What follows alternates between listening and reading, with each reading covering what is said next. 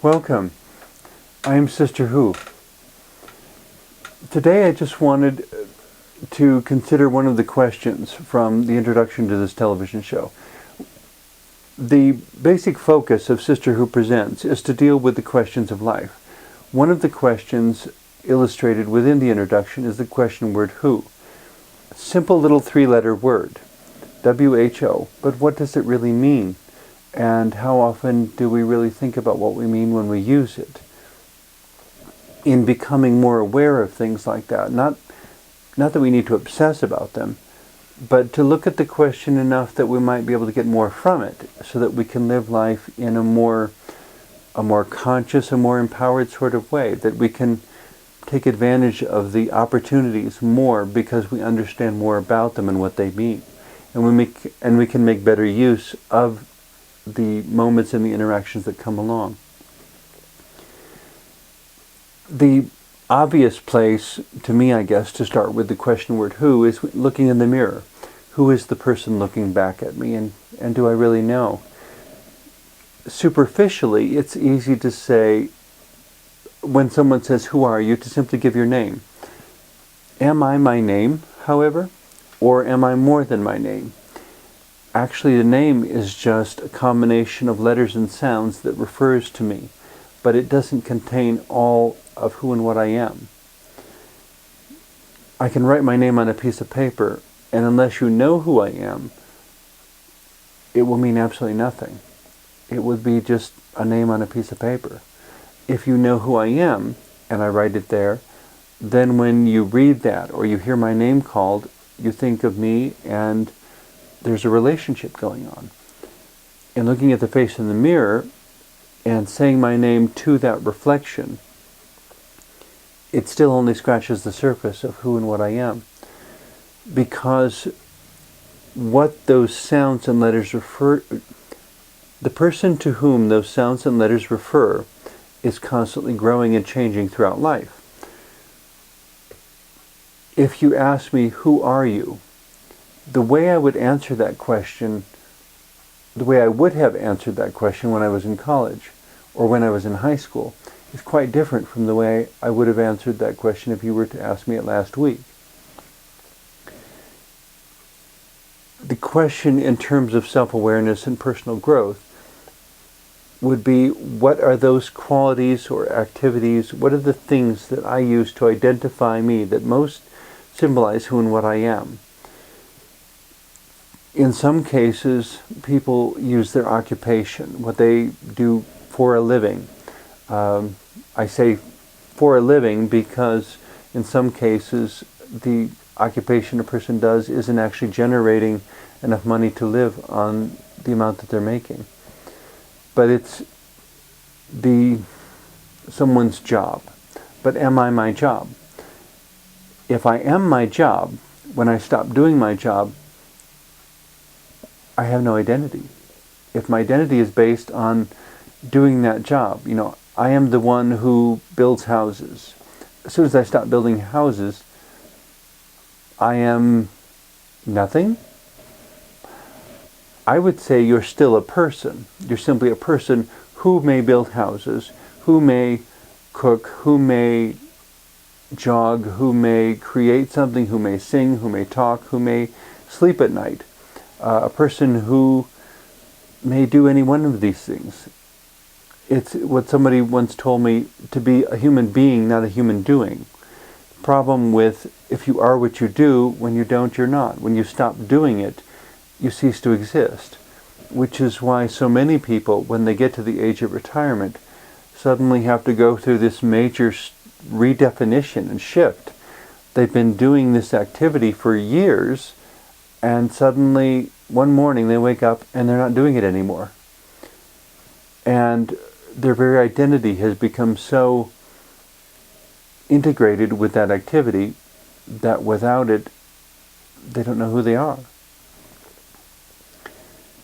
My recommendation as Sister Who is that we put our identities inside of us, but that identity inside of us be this wonderful multidimensional thing, so that even if we took our heart, our mind, our spirit, and put it in a completely different body, we could still recognize ourselves. it's a particular combination of things we enjoy, things we prefer, choices we make, ways that our mind works, ways that we make decisions. Another way people answer the question, who, is by what they own. Houses, cars, like the Bugs Bunny cartoon. Who are you? I'm Elmer J. Fudd, millionaire. I own a mansion and a yacht. If you take away the mansion and the yacht, does Elmer Fudd still know who he is? Or is his identity so enmeshed in that role of ownership of these material objects that without them he doesn't know who he is? I am a person who has brown hair. Well, if I dye my hair, does that mean I'm no longer who I am? In some cases, maybe people would feel that way. If they do, I would say you need to dig deeper, because underneath that, when you take away your hair color, your body type, your gender, even your orientation, when you take away religious habits, underneath all of it, there's some combination of feelings and thoughts and ways of dealing with life that is unique and wonderfully just you. Most people, it would appear, haven't taken the time to figure out what that is. So when we ask the question, who, all of these things are possible answers. And it's this rich field that can be cultivated for all sorts of insight and that can create much greater possibilities of life. In observing a child who's very young, 3 or 4 or 5 years old maybe, seeing what they like and what they don't like, how they think about things, how they interact with things. It begins to suggest all sorts of possibilities for what they might one day become. And certainly we don't know, they don't know, and it depends on what happens to them as well. But very much depends also on the choices they make along the way, how they choose to interpret things even. If somebody does something they don't like, do they see that person as protecting them from a negative result, or do they see that person as opposing them? You're just jealous of what I want to do because you want it all for yourself, and that's why you won't let me do it. Maybe they know something more about where you're headed and know of a danger that they're preventing you from encountering. And so they're protecting you and keeping you safe. That could be too. Maybe they are feeling competitive and something about your expertise threatens them. That's possible too. But these are the questions we ask in order to get to know what we can do and who we are a whole lot better, and to expand the parameters of life.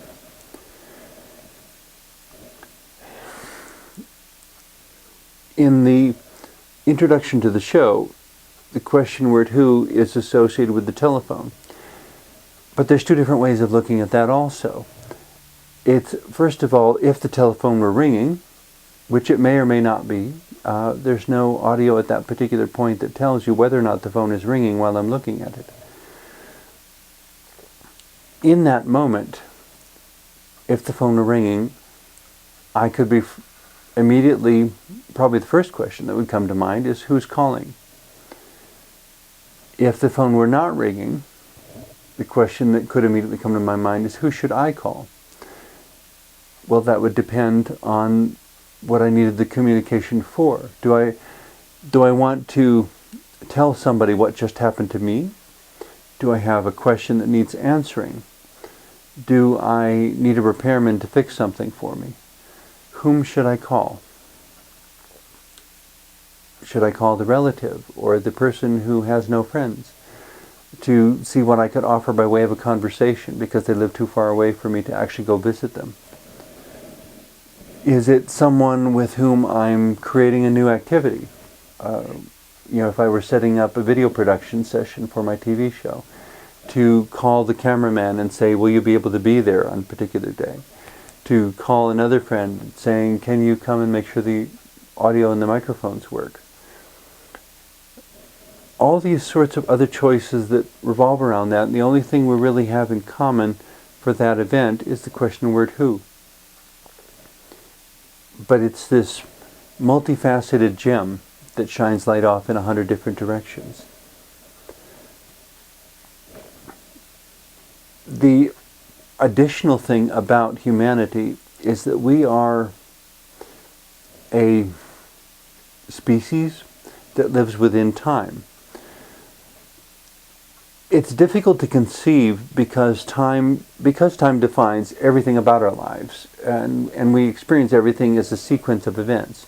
It's difficult to conceive of the possibility of people or creatures that live outside of time, that don't experience time, that aren't limited by time, that for whom I suppose everything is a perpetual now. But I don't know if there's a way for our minds to even understand what that would feel like, or how it would look, or how does one act in that sort of situation.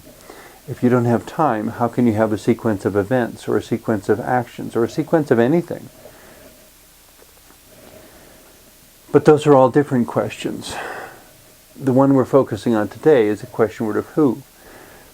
And part of being who and what I am is understanding that I am someone who lives within time, and that there is a point in time at which I was a child, a point in time at which I was a teenager, a point in time at which I will be an elderly person. And how do I shape, in a constructive, positive way, who I will be within each of those moments? What sort of choices do I make? And also becoming aware of how the choices I make will shape who I am for future times. That there are things I'm doing today that I wouldn't have even considered doing in the past if I hadn't made certain choices. If I hadn't done the first episode of my television show, I wouldn't be now recording the 140th episode of my TV show. If I decide to keep doing this longer, who will I be when I finally record the 200th episode? How will my understanding and my perspective and my experiences and my history have changed by that point? And how will all of those changes shape me? In applying all of this to anyone else we want to name, our closest friend, a parent, a sibling, anyone at all, having that many possibilities and that many other ways of looking at a simple question word of who suggests that maybe we should proceed with a bit more humility, that as well as we think we know a person, we really don't. We know that much. We know a little bit of history, a few of their preferences, maybe we know their favorite color. We don't know them well enough to tell somebody who has never met them with absolute reliability everything they would do, think, say, or be within a particular context. How they would be one person at the beach, another person at the grocery store, another person in a classroom. If they were taking a course in something, if they were a student, how they would be on their job. Or I suppose one could even say who they would be on their job. In some cases, people are required to put forth, I think, what's called a certain professional demeanor when they're on their job. For some people, maybe when they're working as a customer service representative for a company, they're very polite and wonderful to deal with because that's what their job requires. But when you meet them outside of their job, they're really not very friendly at all because they have too many things to worry about, too many other concerns. They're tired. There could be a whole lot of different reasons. It doesn't mean they're a bad person. It means they're human. To what extent do we allow ourselves to remain human people? When people ask, who are you? What does it mean if we first were to answer saying, I am a human being who has these qualities? Because there's part of that being a human being stuff that shapes us and that answers the question word who.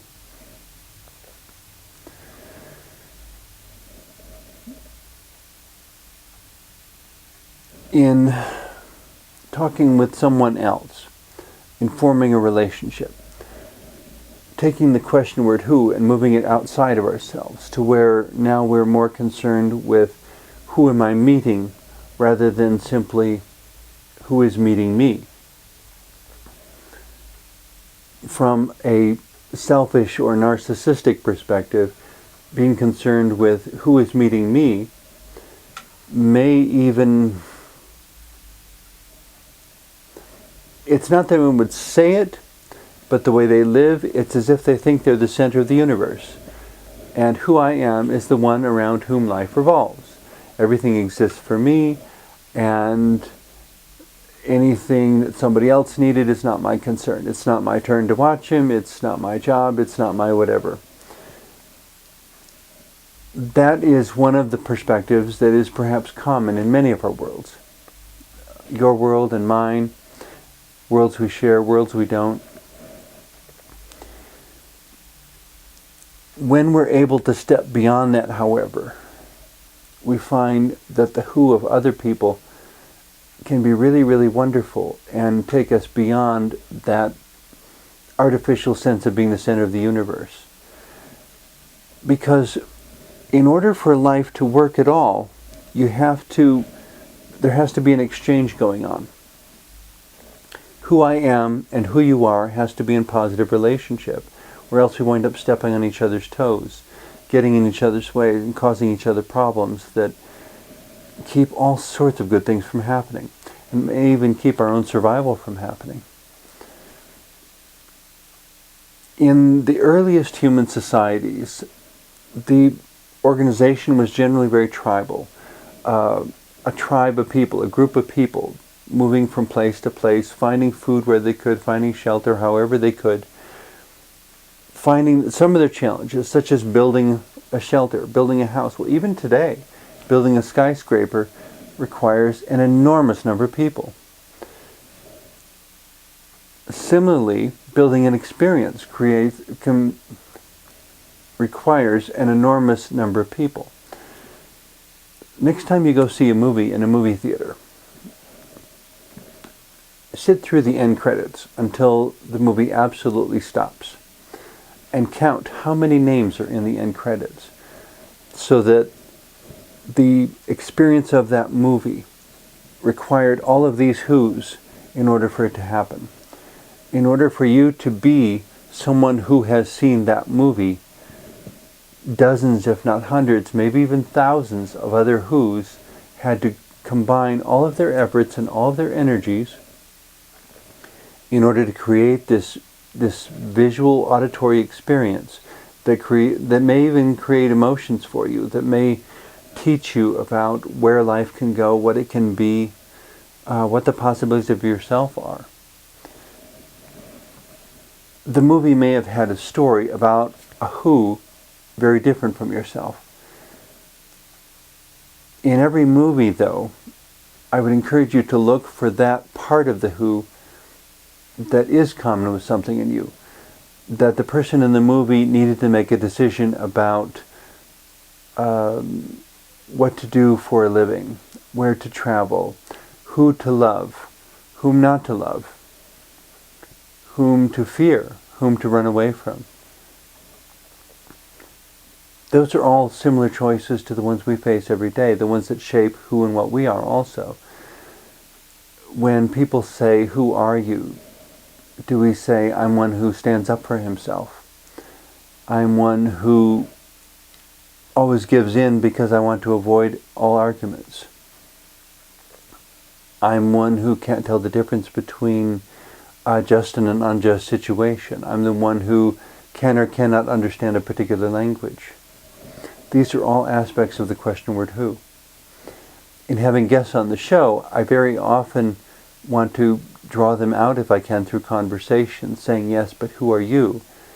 And in every case, I try to pick a guest who can answer that as, "I am someone who has had this experience," or "I am someone who has this understanding, and this is how the understanding or the experience affect my life." All part of the question word who, which is why I found it so fascinating and wonderful when Dr. Seuss, in his wonderful metaphorical fantasy sort of way, created the book Horton Hears a Who. The interesting thing about Dr. Seuss characters is that many times you can't tell whether they're male or female, how old they are, because they're all more concerned with being a who than with being a what. And as Sister Who, I'm often working with people trying to encourage them to pay more attention to, yes, but who are you? Is it what you do? Is it what you wear? Is it what you own? Is it the experience you've had that makes you who you are? Or is there something even deeper than that? That if you finally got to it, you might label that the human soul. That the soul is what makes me who I am. And that if you take my soul and put it in any other body, in any other context, at any other time in history, I will remain who I am, because there is something that some people call soul that is totally, totally unique to me. Obviously, this is not the depth we're looking for when we simply pick up the phone. It may be a sales call. It may be somebody trying to sell something, or somebody, maybe it would be a friend who simply wants to know, do you want to go down to the movie theater? They've got a new movie playing. It's a simple, light-hearted expression of, do you want to be together to share an experience? It doesn't have to be this deep over-analysis of all the possible metaphors. But if we're willing to leave the door open to those possibilities, those are the things that might make who we are within the simple things a much more sensitive, intelligent person who will understand a lot more of the symbols and metaphors and questions and statements that the movie or book or whatever conversation presents.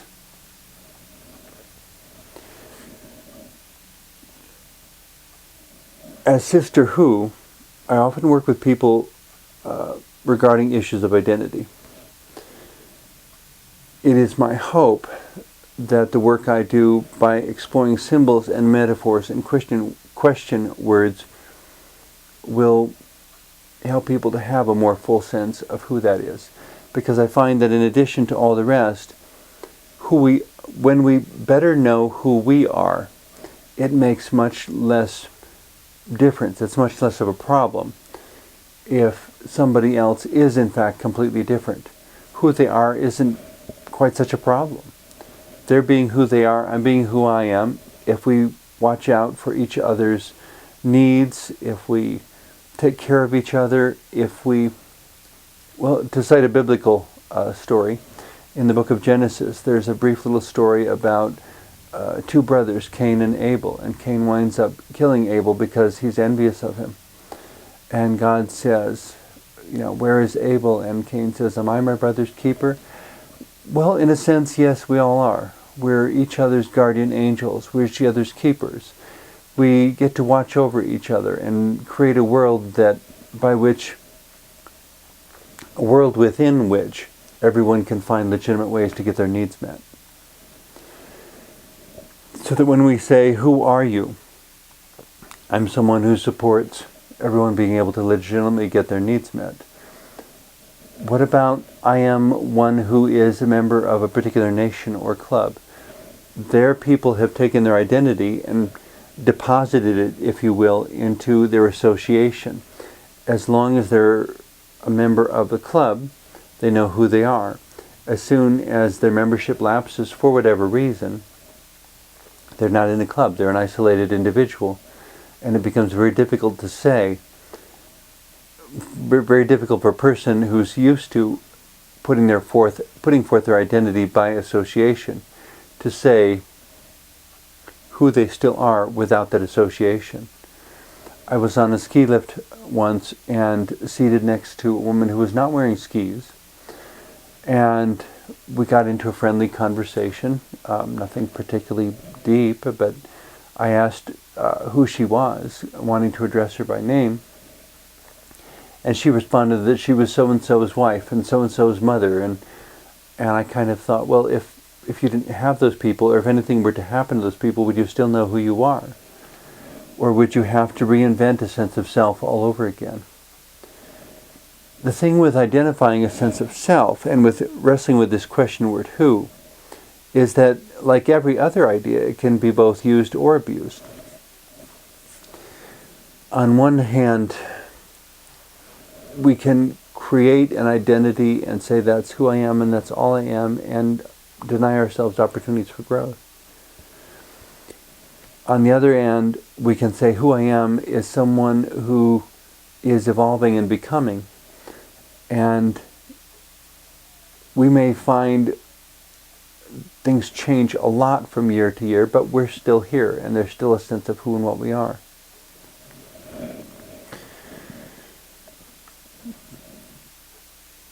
The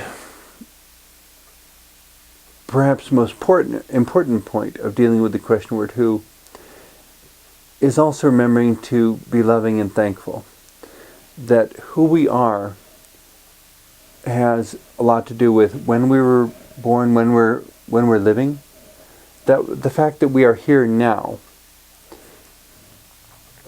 and that we are a person who has something to contribute.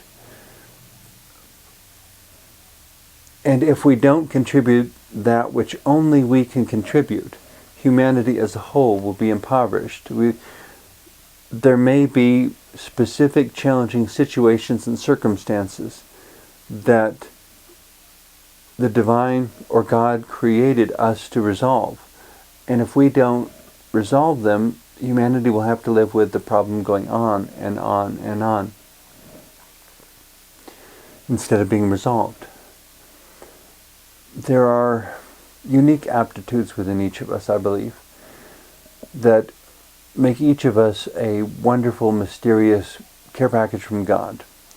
And like every care package, we begin to open the box and find out what's in it, and we bring it out into the light. And if we don't bring it out into the light, then nobody else in the room can benefit from whatever was in that box.